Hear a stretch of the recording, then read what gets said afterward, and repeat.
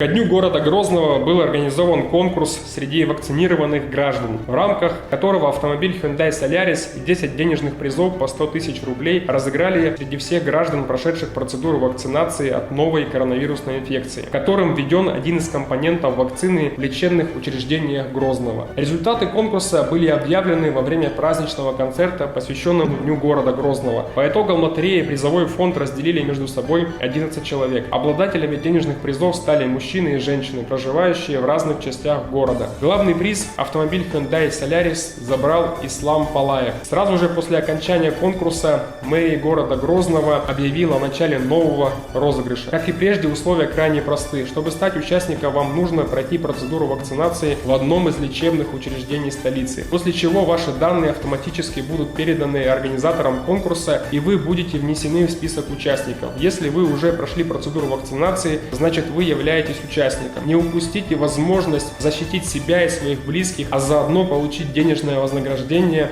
или стать счастливым обладателем новой машины. Желаем вам удачи!